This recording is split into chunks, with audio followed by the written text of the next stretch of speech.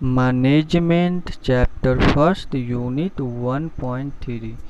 इस चैप्टर में ग्लोबलाइजेशन और उसके एडवांटेज और डिसएडवांटेज के बारे में पढ़ना है। तो व्हाट इज ग्लोबलाइजेशन, क्या होता है globalisation?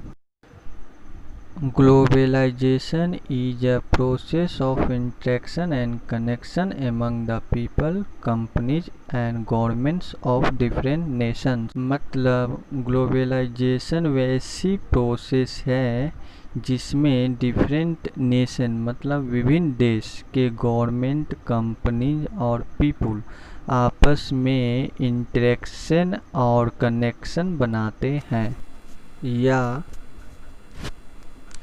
It is the process which allow different countries to do their business and provide service among them।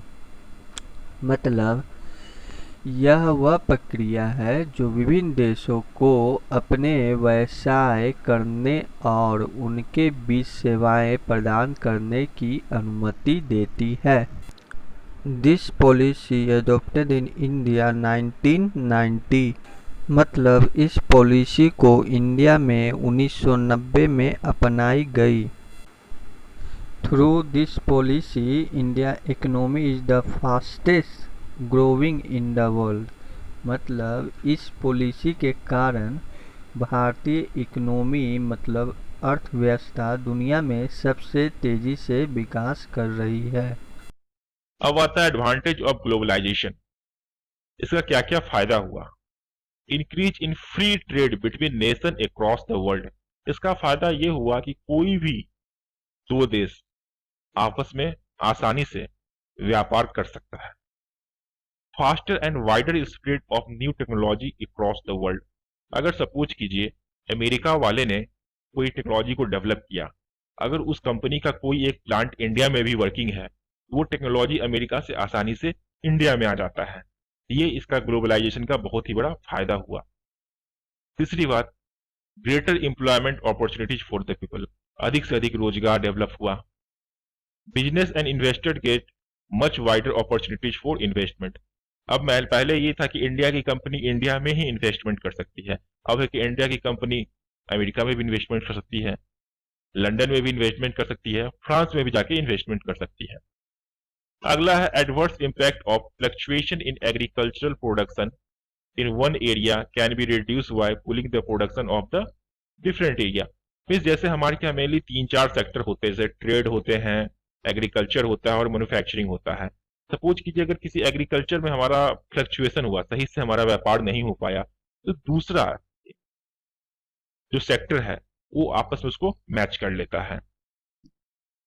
It has successfully made the country mutually dependent on each other। अगला है cultural interchange. अगर मान के चलिए दो देश के बीच आपस में व्यापार होता है, उनके कल्चर का भी आपस में आदान प्रदान होता है। ये हमारे लिए एक फायदेमंद हो गया। वेस्टर्न कल्चर इंडिया आने लगा, इंडिया के कल्चर भी दूसरे देशों में जाने लगा, लोग एक दूसरे को जानने लगे, जो कि हमारे लिए फायदेमंद सिद्ध हुआ। इसका डिसएडवांटेज ये है, increase in flow of skilled and non skilled person from India to foreign country. मान के चलिए जैसे ही ग्लोबलाइजेशन हुआ, हमारे देश के लोग दूसरे देश के लोगों के बारे में जानने लगे, उनके कल्चर को समझने लगे। इसका हुआ कि बहुत से लोग काम करने के लिए दूसरे देशों में जाने लगे। इससे हमारा क्या है, जो मैन फोर्स था, मैन पावर जो था, स्किल्ड और नॉन स्किल्ड आदमी का, स्किल्ड और नॉन स्किल्ड वर्कर का, वो दूसरे देशों में जाने लगा। दूसरा ऐसा घाटा ये है कि जो बड़ी बड़ी कंपनियां हैं उन्हीं को ग्लोबलाइजेशन का फायदा हुआ। छोटी छोटी कंपनियां आज भी उसी जगह पे काम कर रही है जो आज से 10 साल पहले काम कर रही थी, लेकिन जो बड़ी बड़ी कंपनियां हैं वो ग्लोबलाइजेशन का फायदा ही उठा रही है। सिर्फ छोटी कंपनियों को इससे ज्यादा फायदा नहीं हो पा रहा है। The risk of transportation of disease between nation increases. इसका ये हुआ कि आपस में 2 से 3 देशों के बीच व्यापार हो रहा है। सपोज कीजिए अगर किसी दूसरे देश में कोई बीमारी, कोई डिजीज उत्पन्न हुई, हो सकता है वो हमारे देश में भी आ जाए। इसका सबसे अच्छा एग्जाम्पल है अभी corona virus. Corona virus China में स्टार्ट हुआ था, बहुत सारे चाइना के वुहान नामक शहर में। अब बहुत सारे कंपनीज का वहां पे हेडक्वार्टर था, जिस कारण बहुत सारे लोग उस शहर में जाते थे। जब वो वापस अपने शहर में आए तो वहां से वो बीमारी लेते हुए, कोरोना वायरस को लेते हुए अपने शहर में आ गए, जिस कारण उस शहर में भी वो वायरस फैल गया और बहुत से लोगों की जान चली गई। ये इसका एक बहुत बड़ा डिसएडवांटेज है कि the risk of transportation of disease between nation increases. इसका सबसे अच्छा एग्जाम्पल है corona virus. The mix of culture can lead to intolerance and loss of national identity. मान के चलिए हम इंडिया के हैं और काम करने अमेरिका में जा रहे हैं, तो हो सकता है वहां के कल्चर को हम ज्यादा अच्छे से अडेप्ट कर ले और इंडियन कल्चर को सही से अडेप्ट नहीं कर पाए, जिस कारण हमारा जो होता है वो राष्ट्रभक्ति, देशभक्ति की भावना धीरे धीरे कम होने लगती है।